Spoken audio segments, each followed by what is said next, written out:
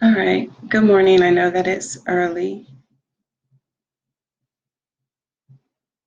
I see my computer is doing something here.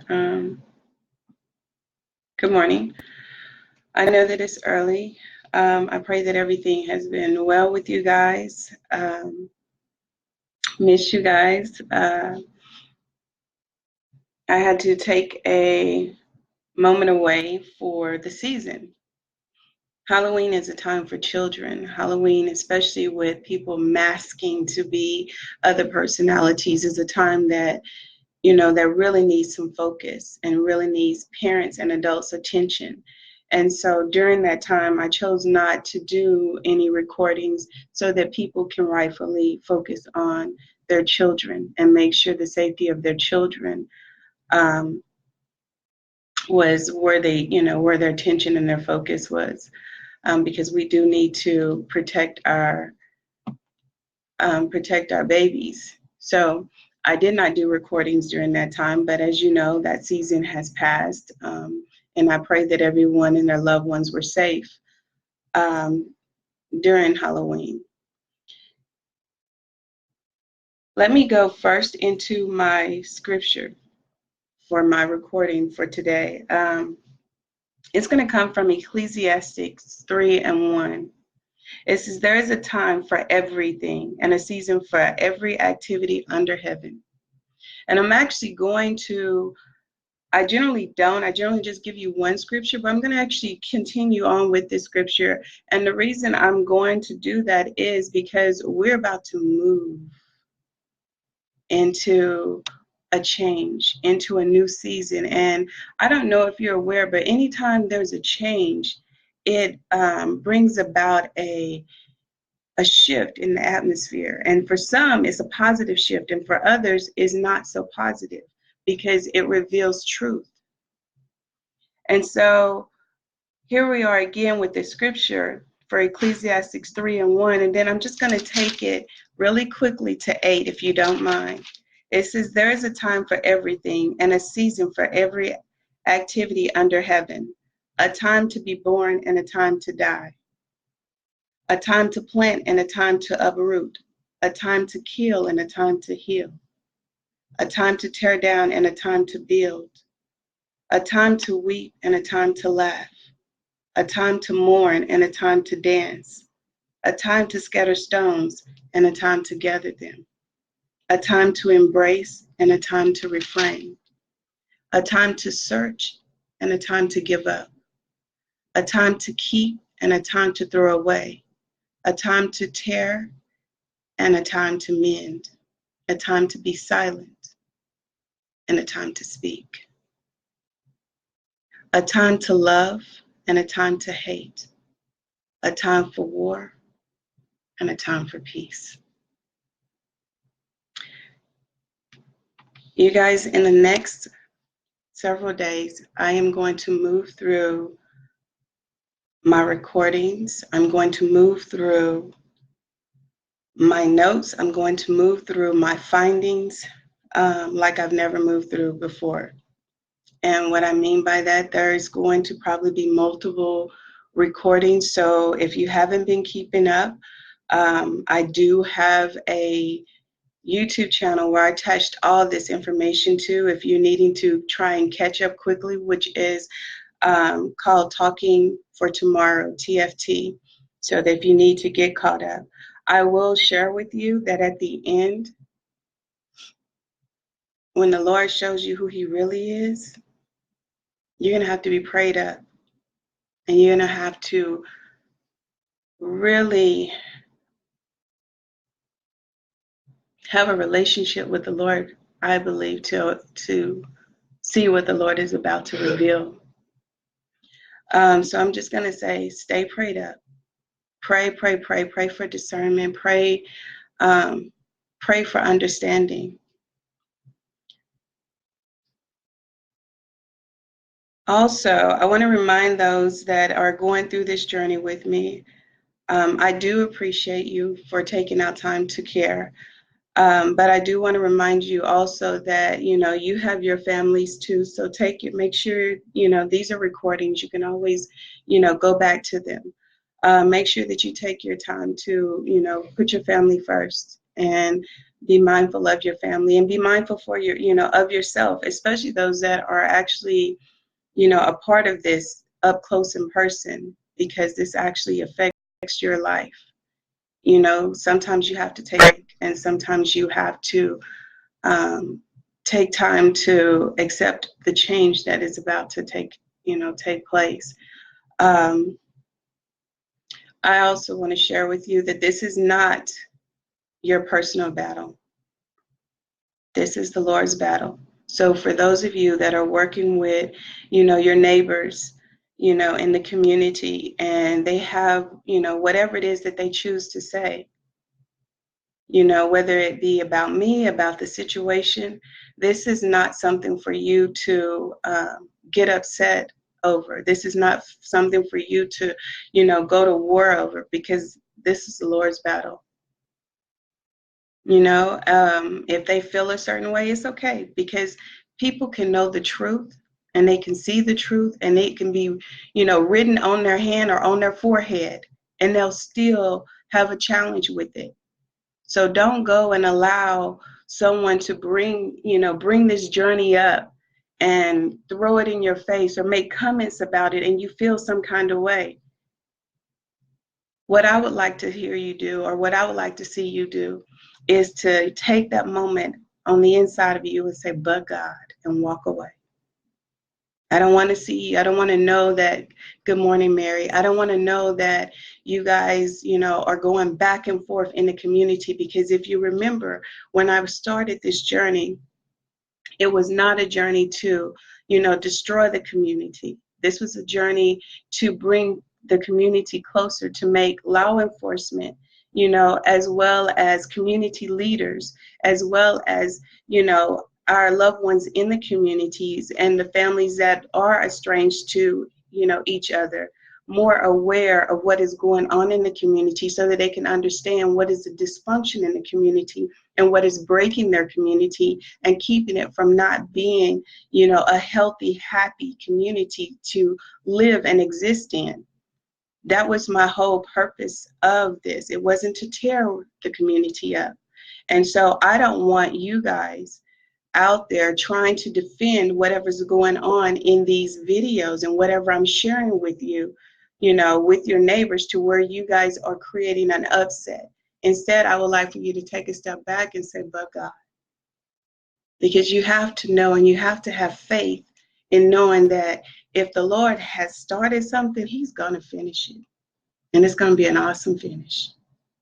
So you keep that faith and you believe, and you just tell, if they want to keep that conversation going, you tell them, just wait. Just wait. Wait on God. I do want to, share with you guys that there is a change coming into your community. There's a change coming, and the Lord is not going to bring about a water flood in order to do it. So get ready for a change. I know some people have a really big challenge with change. They have a really big challenge with, a shift in the atmosphere. But I do want to say that when the Lord brings about this change and you start to see this change, accept this change. Because so many have refused to accept the change that we have experienced thus far with our ancestors. And they're still living that battle. And because they're still living that battle, they live this life, in chains. They live this life not giving people a fair chance. And so I'm going to remind you to start speaking to other people. I don't care what the color or the shades of their skin tones are. When you're out and about, start speaking to your neighbors. If they don't speak back, then that's part of their character. That's a reflection of who they are on the inside. But you be the best you that you can be at all times. And you walk with your head up, knowing that the Lord is watching over you. We're going to, there's one other thing before I get into this. I want to remind you guys, or encourage you guys, to have love after the awakening. You know, for some people, for some family members, um, for of course for us who have lost, because my family do not know what I know. And so for my family, I am going to ask that, you know, for those that are involved, that when this is all revealed, that you guys do remember to have love, to put the Lord first, and understand that the Lord allowed things to happen for a reason. And I know we'll never understand, and we'll never be able to, you know, some of us probably come to terms with what my brother dealt with or what he experienced that night of his death. But I am going to ask that you move forward with love in your heart and not anger and not, you know, hatred, and that you don't allow it to, you know, tear you apart, and that you don't allow the days that you move forward to be in suffer, or to be in suffering, I should say. And I say with the ing because I don't want it to be ongoing suffering. I know there will be weeping, but I do hope that at some point one day you wake up and there's joy in knowing that there is, or there was, a resolve. For those family members that will be broken because of this truth, I do want to also remind you to stay strong. And I want to remind you to stay prayed up and to walk with your heads up, because we are not responsible for our loved ones' actions. We're not responsible for how they conduct themselves in their day-to-day journeys, in their walk in life. I want to remind the community in regards to these families that have family members that are a part of this situation, that these other family members, their children, their husbands, their wives, they are not aware of how their loved one behaves in their absence. And they should not be frowned upon, looked down on during this time. And I'm going to plead that for those of you that are close to those family members, that you love them more, that you nurture them more, that you continue to walk with those individuals more, because they will suffer a loss.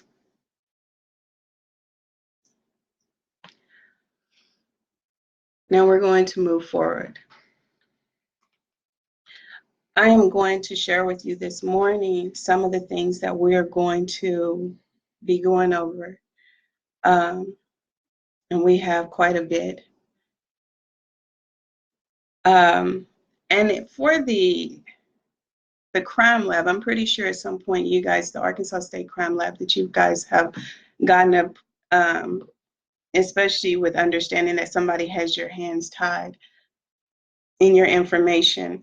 I don't know if you guys are aware, I did receive a doctored up document from the State of Arkansas Crime Lab.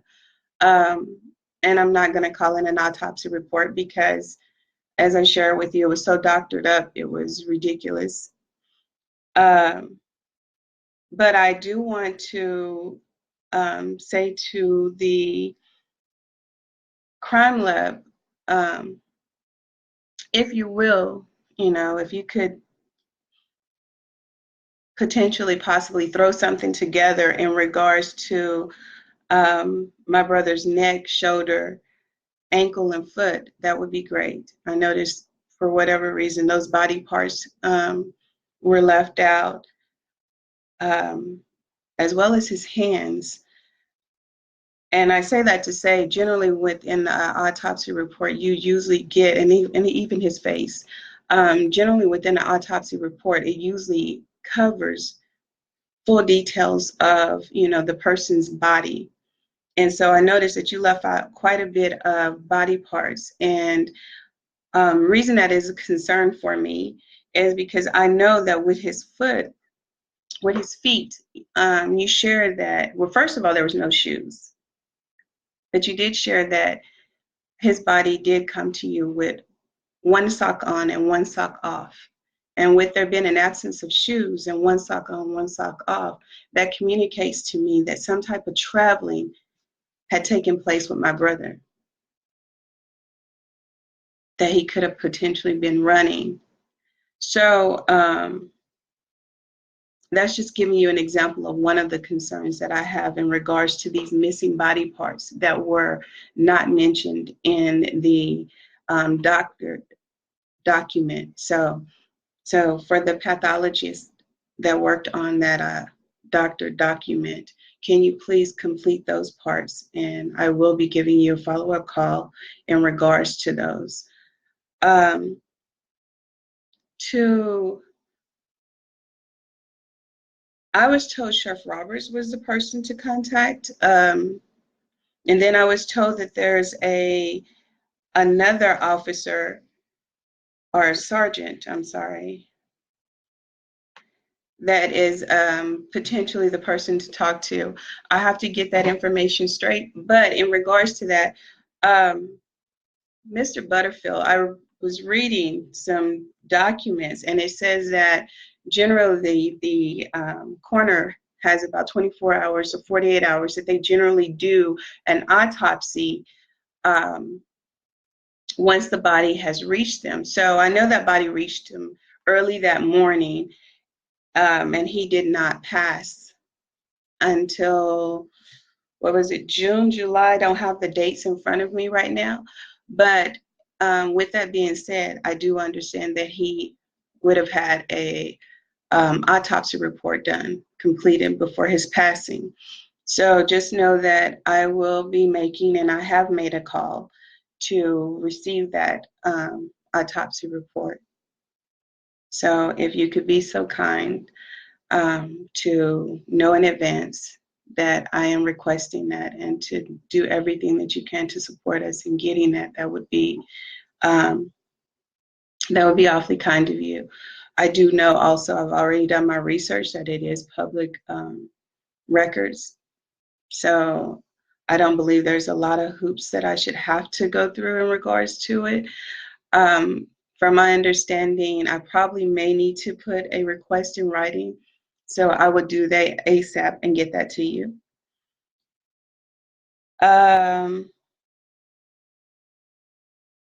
And to the other concerns that I may have are that there was more than one car at the scene of the accident or incident. We're going to call it an incident, because I am more than convinced now, with all the information that I have, that it was not an accident.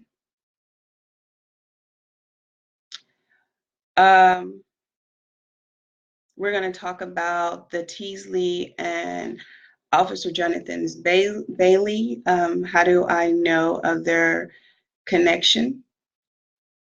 Or where did I see their names on the same paperwork? We're going to talk about, oh, you guys, we're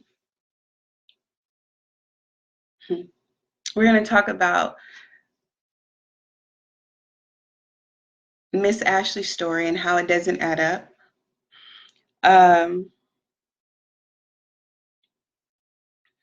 Miss Ashley, I'm just going to take a moment for a second here. Miss Ashley, I don't know if you have the opportunity to go and look at my last video, but I did share with you my concerns. I think I shared it with all of you. Sheriff Roberts, Attorney John Shepard, Attorney Jeff Rogers, even Attorney Jack McQuarrie. I really don't think, Mr. McQuarrie, you looked at the file. And then if you did, one of my biggest questions is, as a special prosecuting attorney, why did you go along with everything? You were supposed to be the special prosecuting attorney. You were supposed to be, as they would say, the great white hope. And you took that file and all of its mess, and you went right along with it. I don't understand it for the life of me. But at any rate, going back to what I was sharing with Miss Ashley. Miss Ashley, I don't know if you want to give another statement or not, but your story doesn't add up.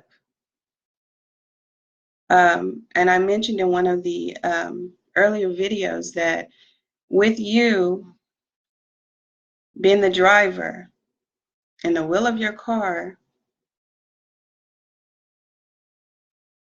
is on the left side, meaning the steering wheel. And again, you were on the right side of my brother. How in the world did you manage to get left side injuries and hardly any right side injuries?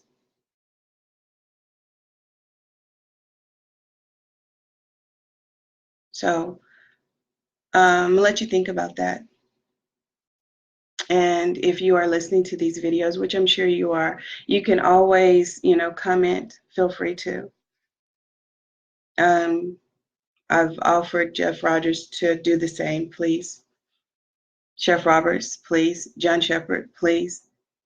And the reason I'm putting all your names out there, because all of you wonderful people, you had access to the files. You had access to way more than what I have access to. Way more. So you know the truth. You knew the truth. So this is the reason I'm asking you guys to make sense of this.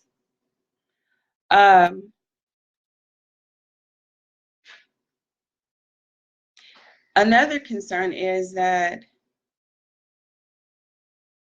we were told that he was hit while walking, but there's very little injuries to his legs. He sustained very little injuries, at least very little injuries were reported in this doctored up document. However, there was severe, and most of these injuries that were sustained was the biggest impact was to his head. And I could be wrong, but it makes me believe that he was already on the ground. And if he was on the ground, then it would definitely bring about some major concerns to, even if he wasn't on the ground, to the damages to the vehicle. Because the vehicle was truly damaged. I mean, it was like a, so to speak, ripped paper or something that, I mean, just majorly big impacted that vehicle. But we're going to go back into, we're going to step away from that, and we will be visiting that, and I will be posting some images to give you guys to look at.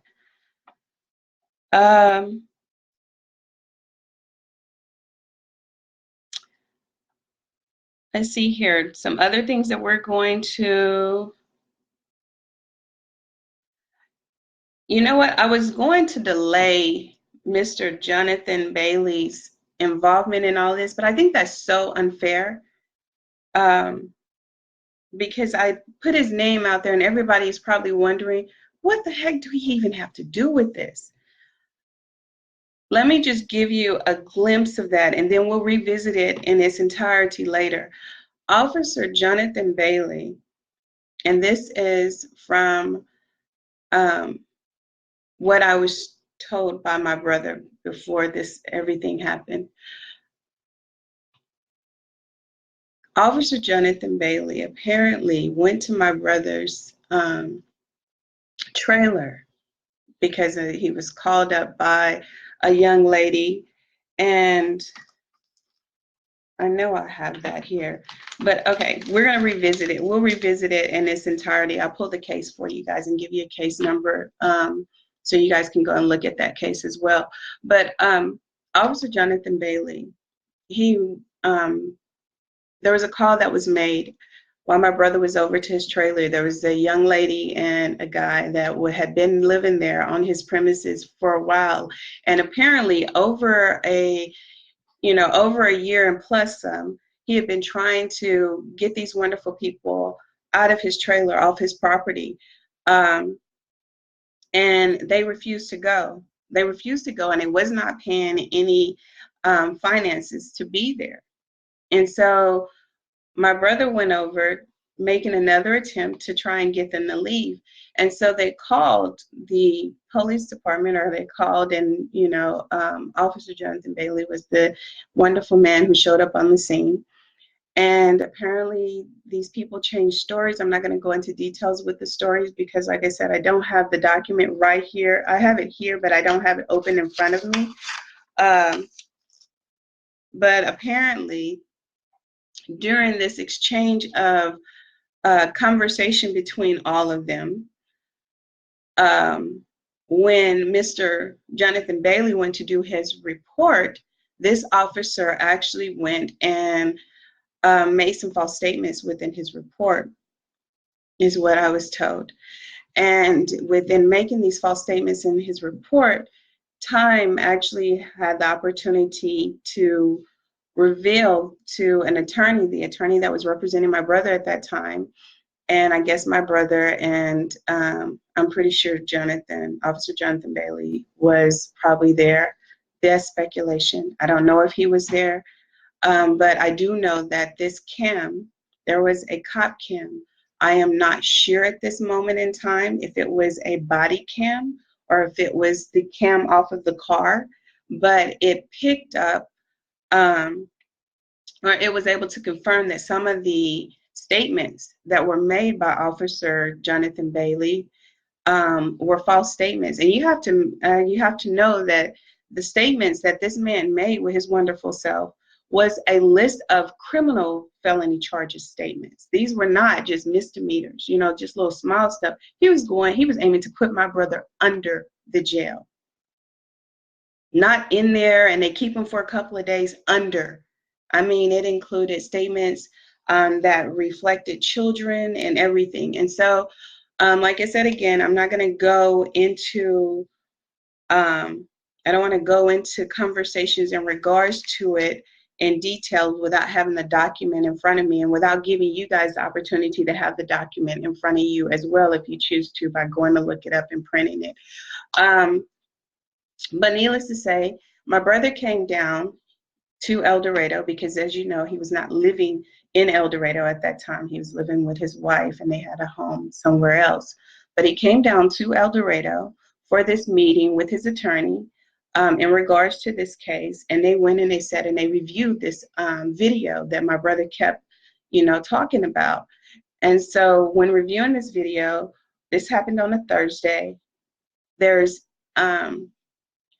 information that came out of it that showed that no, some of that stuff was not correct. And so by Sunday, March 11, 2018, so from Thursday to Sunday, my brother ended up dead.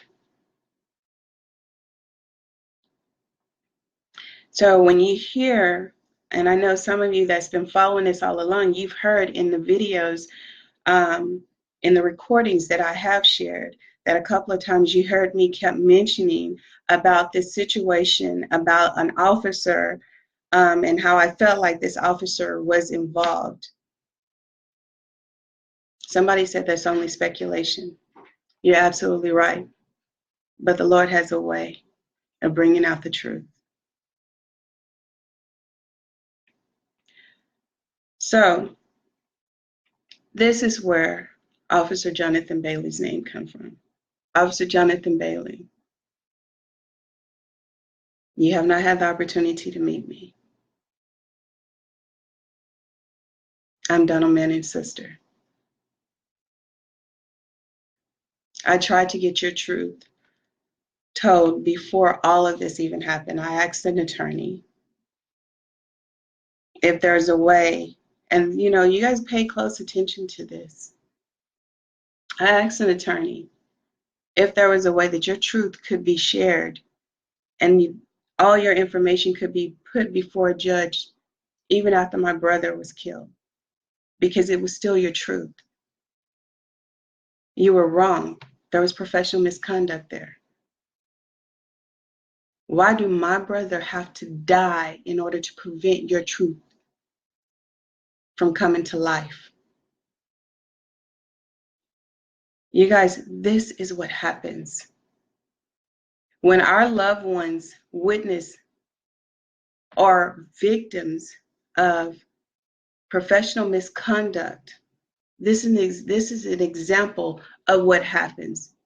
In order for them to not have their truths revealed, they go and they take out our loved ones. They go and kill our loved ones. And then the court in return says there's no victim. And because there's no victim, then they dismiss the case. They close it. Instead of saying, you know what?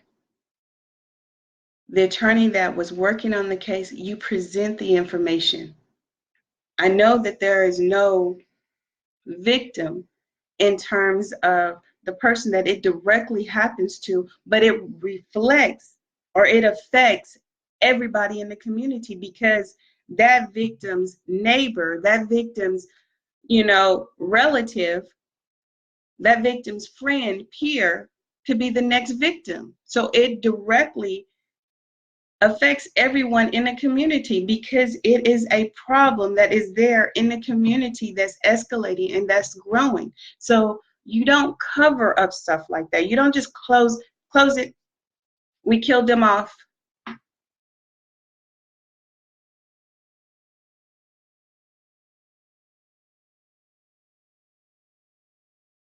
So we can move forward to take the life of someone else when we do wrong.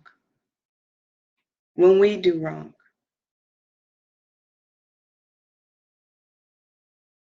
I say it all the time. That's not okay. That is not the best way to cover your mistakes, is by taking the life of a loved one.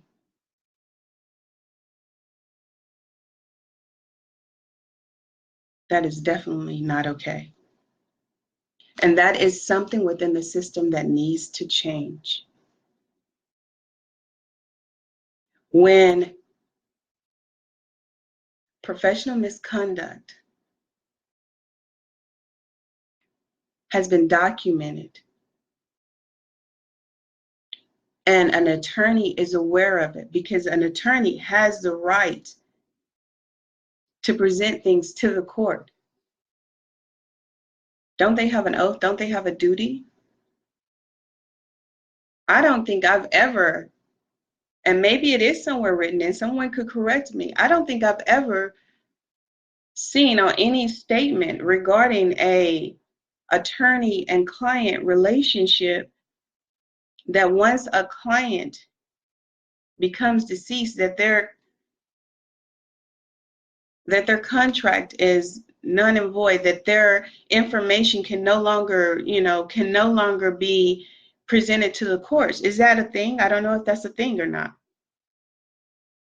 If it is a thing, when it comes to, if it is a thing, that's a horrible thing, because can you imagine how many people that go, there's probably big businesses, big companies that are doing this as well, hiring hit people because they don't want to be out of $100,000 for their wrong.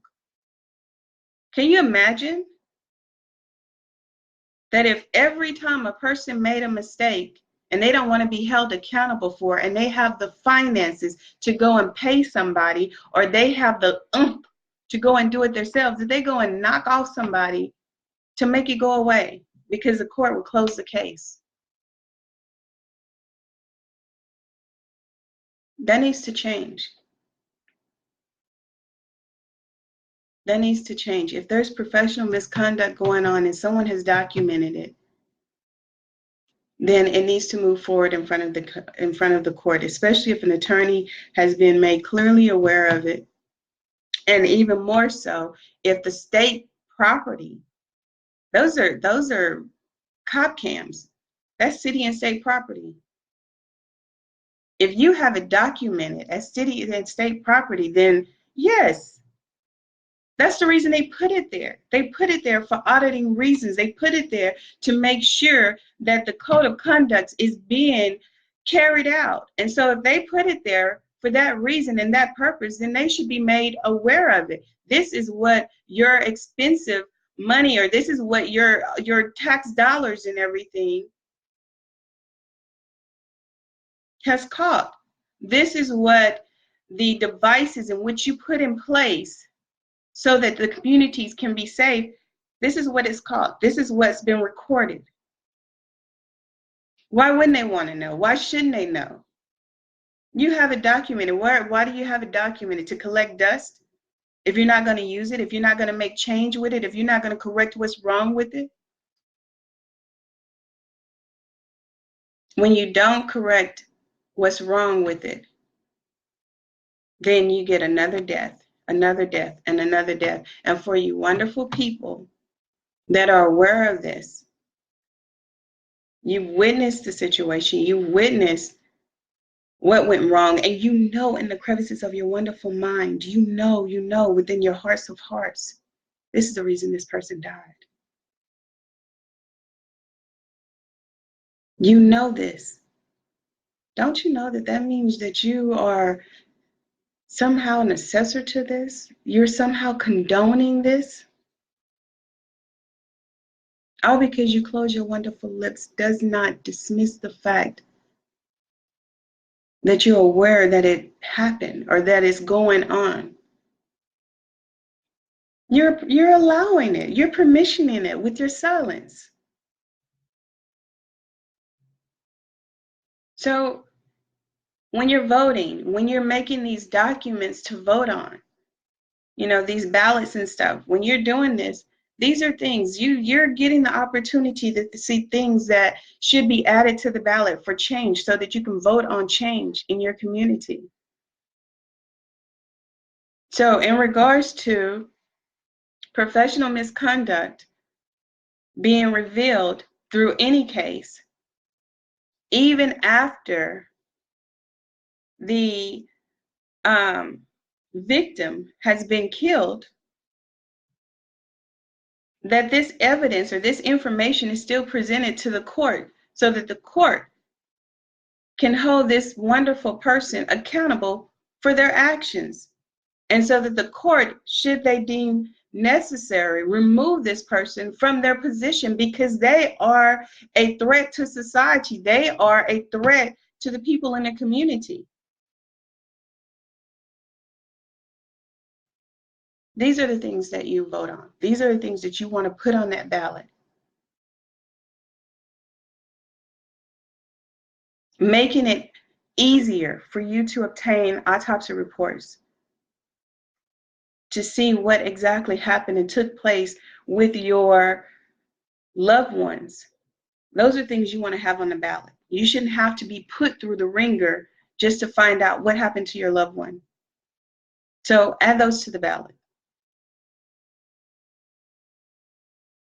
Making sure, and this is a good one because let me share with you, I do not understand for the life of me, how can you have a death certificate and the death certificate doesn't even say that there was even a death. It doesn't even confirm that there was a death. Because if you don't have a reason for death or you don't have a cause or anything on a death certificate, you just have a blank line, that's not a death certificate. So with that being said, to the wonderful pathologist, and it could have been that you just, I mean, and I'm not, harping on you because I've truly, trust me, I've truly learned that somebody has some major powers somewhere that they're causing people in the system all over places to, have their hands tied and not be able to do what they are, that they are in the position to do as far as their jobs and as far as their responsibilities. They're not in a position to provide the services in which they signed up for, in which some cases the taxpayers' monies are paying for. So, but I am going to say to you wonderful pathologists that worked on my brother's doctored up autopsy or doctored up document, if you will so kindly, please go back and do his death certificate the correct way. On his death certificate, you left it blank for the cause of death. That's not a death certificate. And that's another thing you guys want to put on the ballot, or you guys want to have discussed, is when these people are being paid to do a profession, to carry out a profession, that they do it professionally. All this skimpy autopsy reports and stuff like that, these people make major money. And they're supposed to have all of these degrees up under their belts, and they went through all of this training to do this stuff correctly. When these things don't happen the way they're supposed to, then you got to find out who, what are the professional standards for this? What am I supposed to be receiving that I didn't receive? Because that's the thing. That's another thing we're going to talk about in regards to the autopsy. What was I supposed to receive that I didn't receive? I have no pictures whatsoever of the crime scene. I have no pictures whatsoever of my brother's body. Nothing. No, not even pictures of articles. I have an autopsy report in regards to my dad's death. So I know what I was supposed to be getting, and I didn't get anywhere close to it. So that's another thing. You want to make sure that you're getting what you're supposed to get when you're putting in a request for, for autopsy reports and things like that. And that you hold those institutions accountable for when they don't do their job professionally. Because when they don't do their jobs professionally, either one, they're being lazy, or two, they're hiding something. So when you get a doctored up document, then you should say something. You should speak on it. And if you don't know whether it's a doctored up document, then wonderful people, I'm that person to tell you, Google is my boyfriend. I will go to Google all day. Google, what does a full autopsy report look like? What should I be receiving in an autopsy report? And I am going to, for those of you who have already requested autopsy reports for your loved ones, and you just kind of felt some kind of way, didn't know whether or not you had the right paperwork, I will be downloading what paperwork or whatever you should be receiving, or what information you should be receiving in an autopsy report. Because I think, again, like I said, I think it's so important that you educate yourself. Because how can you realize what's wrong if you don't know what's right? So I will be downloading that information to you, so that it gives you an opportunity, if you need to step back and say, you know what? Yeah, this isn't the correct thing. This is not a full document. And as a matter of fact, what I have is a crime lab report, a doctored up crime lab report. I don't even have what would be anywhere close, as I would think, as an autopsy report. I received what is considered to be a doctored up crime lab report. So, but as you all heard, I am putting in a request to get that actual autopsy report from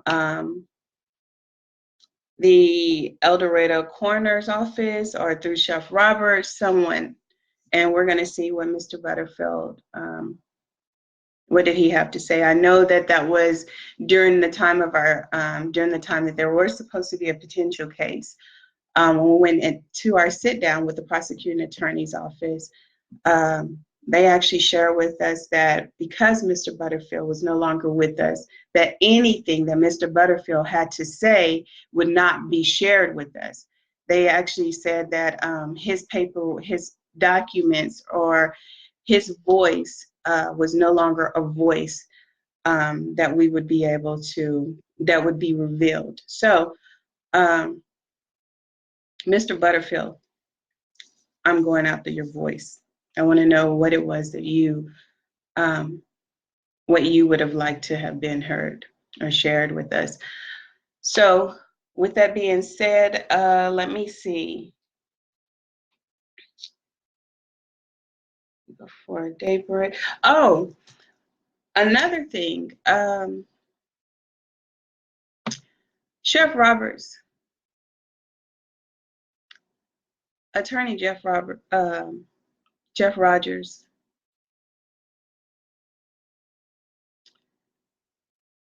Attorney John Shepherd. You know, first of all, let me go to you, Officer Sheriff Roberts. I kid you not, when I think about all of the things you said to me, all the things that you share with our family, and how you, with your wonderful self, just, I don't want to say lied, but lied. I mean, you just had an amazing imagination, just kept making up stuff, kept making up stuff. And I go back and everything that I've learned, everything that I've received through all of my research, realize that your stuff didn't add up nowhere.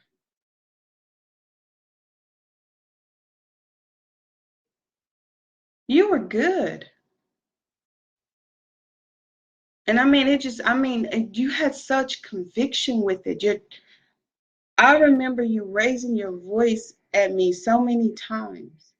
Whenever I said a question or asked a question that you wasn't ready for me to ask, but then you came back and you ripped me a new one with your wonderful tone. You guys, and when you did it, the reason I brought that up, because when you did it, you and Attorney Jeff Rogers, it made me not speak of, and listen to this, you guys. When people bite your head off about certain things, when you say it, it makes you swallow those words. It makes you not repeat it. And that's what happened to me. I knew truth, but because I got my head bit off, I didn't, it's like, okay, so that wasn't it. Okay, or maybe that wasn't the case. Makes you second guess yourself.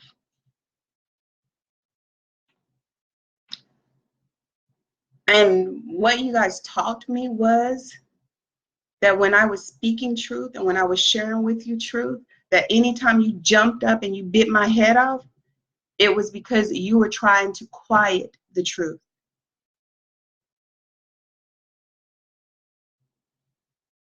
So now I'm going to say this. If there's any wonderful person that's out there that's actually doing their research, that are in these places to actually go back and look at tapes or look at recordings or whatever, I don't know if the officer car has, if the officer cars have a GPS time date stamp on it or whatever. But one of the individuals, and I'm not going to say who, because I mean, it's clearly that, people involved in this situation don't mind killing. So, but one of the neighbors where the body was resting actually shared that there was a cop car out there before daybreak. And I said this during the sit down. And I got my head bit off for it. And nobody looked into it then. And maybe they didn't look into it then because they was already aware of it. But although it was said or communicated to the family that the call came in at 7 o'clock from a elderly man who was passing by, one of the neighbors said that there was a cop car out there before daybreak because they seen the lights. So if you guys, I don't know if your devices allow you to go back that far and check the car GPS and date and location for those vehicles, but that is information that was shared with us, and that is information that we took to the prosecuting attorney's office. Additional to that, let's see.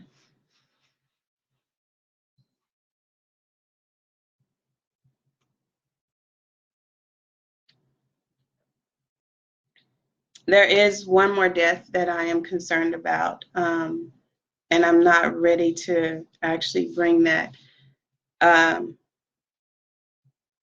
death up at this moment. And yes, it is in regards to this whole situation. I just need to really get more information Um, but there's a list of things that we're going to journey through within the next couple of days, within our moving forward with this. I am coming back to you guys today because, as I said, I do want to we're going to get this all out. And probably today, we're probably going to actually bring back the recording in regards to evidence that I did mention about an officer being involved. Because I don't know if I actually have that. I want to say it's probably in the Chef Roberts recording. So for those of you just joining us, I don't know if you're aware of it, but all of these recordings, if you're quickly wanting to get to them, you can actually go. I do have not a Facebook, a YouTube channel that is called Talking for Tomorrow TFT. That has all of these included, because when I first started the channel, that's what it was for. It was to start a channel to bring about positive change and how to prepare yourself for positive change and for a better tomorrow. And then all of this came up. So I decided that I would actually not actually use this, but I ended up attaching it to my channel as well, because these changes do affect today, and hopefully the new information that I'm bringing to you guys, and the education and the information in which I am presenting to you guys will help you in your tomorrow to make it a better tomorrow, and being able to better educate yourself in your move forward with your journey in life. But needless to say, go into Talking to Tomorrow TFT. That will give you the opportunity for those of you that need to be able to backtrack and go and listen to the videos to get caught up. Those would do that. I want to say that I mentioned about this officer. I don't think I mentioned his name, but I do want to say I mentioned about this officer, or my belief that my brother's death was due to an officer and his misconduct. So I want to say that that was actually mentioned in the Chef Roberts recording, where Chef Roberts and I and my mom was having a recording when he did a surprise visit without the coroner, without Butterfield showing up with him. But if not, then I will play that video again, and I'm probably going to play it again anyway, just to really make that connection. And that's speaking of connection, that's what we're going to be doing moving forward, is we're going to start connecting all of this. Because one of the things that they have to do in court is be able to say, okay, what is let's say Officer Bailey's connection to my brother's death?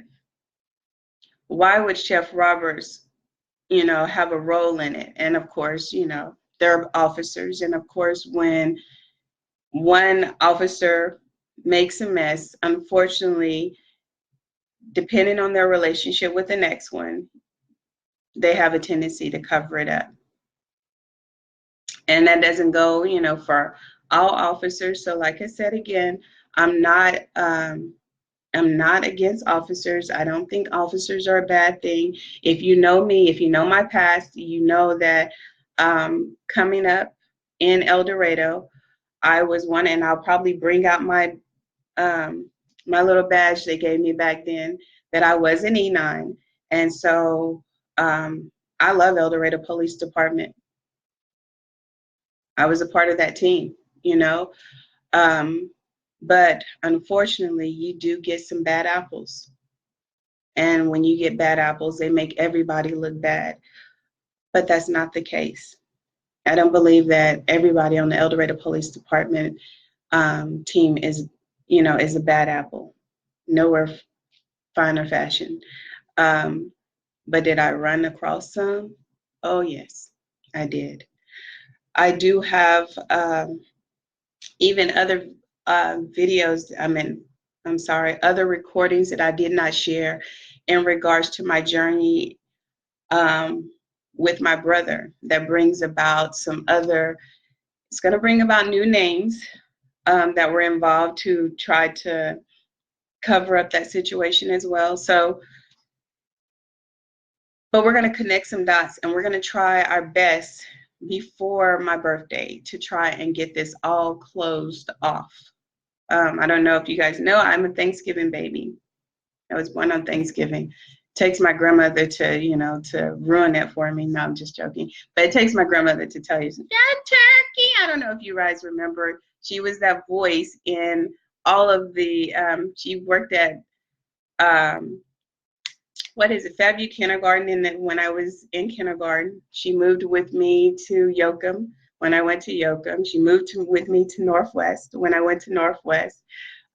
She was there at Watson. She was there at my junior high in Rogers. She was there at high school. She followed me all the way through life. So if you went to school with me, I know you know the voice. You're, y'all get this, y'all get that. No, you only gonna get one. That's Miss Irma. That was my grandmother. And she always used to tell me, yeah, be my old turkey. That was her turkey. Boy, she knew how to make me be embarrassed about it because I could walk in the cafeteria. Oh, turkey, what you want to eat today? So, but that was my granny, and I love her dearly. I will see you guys later on today. And when I come back later on today, we're not going to have a long spiel like this because now you guys know what I have ahead of myself to present to you guys. So I'm going to present some of that information, and then we're going to keep it moving. And of course, Sundays, we're going to keep it holy, and we're not going to do a recording on Sunday. Bright and early Monday morning, we'll pick it up again and probably another time throughout Monday, but we're going to try and get all this stuff to you guys. And like I said, I'll try and educate you on what documents you need to have for yourself. And if there's phone numbers or anything that you guys need in trying to reach out to certain people, certain entities or whatever, then all you have to do is message me or put it down here below, and I will share with you, the phone numbers that I do have from the journey that I've been going through. And as I said, you guys have to pray. You have to pray because, as you know, with me even starting this process, it was because I realized that I had nobody to turn to as far as the police department, the sheriff department, the prosecuting attorney's office, the state department. I even went to another institution. I mean, I went from location to location looking for help, trying to get someone to, to get involved before I actually came to this whole media for Facebook and YouTube to share my story. So as I share with you again, if you're needing numbers to, professional misconduct, it's called the Arkansas Supreme Court Office of Professional Conduct, is where you communicate in regards to if you see attorneys who have, demonstrated professional misconduct or whatever. They have the same type of offices for police officers. So they would go to different institutions. So if there's someone that you're needing information in regards to how to reach, or if you potentially need to find out which direction you should go, then you can feel free to message me, and I can try and give you the information to contact, whoever you feel like you need to contact. And all I'm going to say is at this point, pray until someone comes forward and say, you know what, people in the city of El Dorado or people in the communities of Arkansas, we have had that opportunity to hear and witness what you guys are going through. We have had the opportunity to see firsthand that our system needs to be tweaked, or our system needs a change, and we are swiftly making the necessary changes we need to make in order to have a positive effect in our communities. So until you hear this for yourself or see this for yourself, including myself, I would say, or I would warn you to be cautious with who you're taking your information to, because as you have had the opportunity to see through my journey, and listening to the different audio conversations that our sisters in Arkansas need prayer. They need prayer, they need change, and they need to be, they need to have some serious attention. So until you have had someone to come forward, I even tried to address the mayors and asking, with my not, I'm not going to say directly making phone calls, but in my in my Facebook posting, I've even asked the Little Rock mayor, the mayor of El Dorado, to come forward. Like, where are you guys at? I've did it for a couple of different organizations, asking them, for their voices, for their help. And so I have to believe, I have to have faith that they're out there and that they're listening, and they may be doing something, but it doesn't happen in my time. It won't happen in your time. And for that wonderful person who gets so disappointed at me when I don't come on, I would like to say it won't happen in your time neither, because God does not give me messages according to when I ask for them. He does not say move according to when I want to move. And so, because you guys would not even freaking believe what I was given when I give the ending of all of this. When I reveal to you what the Lord revealed to me, like I said, you have to be prayed up, you have to have a discerning spirit, and you have to be on the same page with the Lord at that time, because if you don't, you will miss it. You will miss it. So, but continue to pray. I will talk to you guys a little bit later. I want to say it's 9:06 here. I want to say maybe 2ish. I want to say maybe 2ish. So I hope to see you guys later. Be blessed. Be blessed. Thank you.